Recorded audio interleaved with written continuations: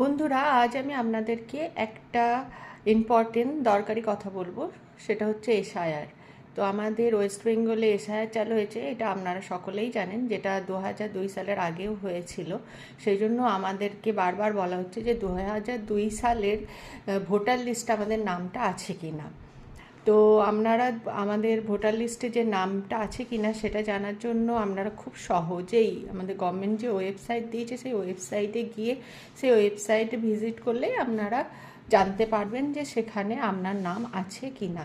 এবং আপনার নাম যদি না থাকে, আপনার বাবা মায়ের যদি নাম থাকে, কারণ আমার যেমন নাম নেই কিন্তু তখন আমি ভোটার হইনি, কিন্তু আমার বাবা মায়ের নাম আছে, তো সেই ক্ষেত্রেও আপনার কোনো টেনশন নেই। শুধু ওই ভোটারের যে জেরক্স, ওই কপিটার একটা যে কপি নেবেন এবং সেটার একটা জেরক্স করাবেন।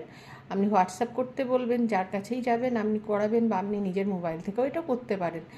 তারপরে সেটার একটা জেরক্স কপি নিয়ে আপনি শুধু আর 2 কপি আপনার রঙিন ছবি নিয়ে, মানে পাসপোর্ট সাইজের ছবি নিয়ে আপনাকে যেতে হবে। আর যে ফর্মটা দেবে সেই ফর্মটা ফিল আপ করতে হবে, ব্যাস। আর কোনো টেনশনের কারণ নেই। সেই জন্য শুধুমাত্র আপনাকে একটাই জিনিস দেখতে হবে যে 2002-এর লিস্টে, ভোটার লিস্টে আপনার নাম আছে কি না।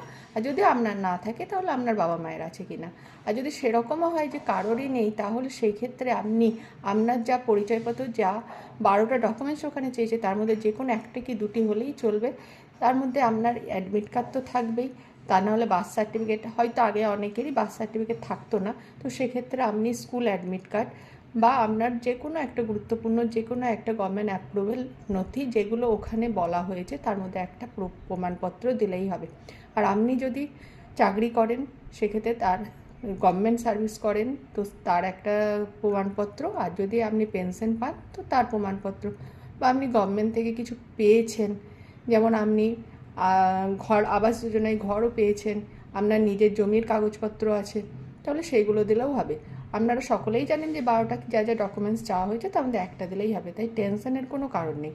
আর আপনারা যদি জানতে চান যে কীভাবে কী প্রসেসে আপনি ভোটার লিস্টের নামটা আছে কি না জানবেন, তো তার জন্য আমি আরেকটা ভিডিও বানিয়েছি, সেটা দেখবার জন্য আমার পেজে যেতে হবে। এবং এখানে কি কি লাগবে তার জন্য জানার জন্য আমি আরও দিয়েছি, সেগুলো আপনাদেরকে জানার জন্য আমার পেজে যেতে হবে।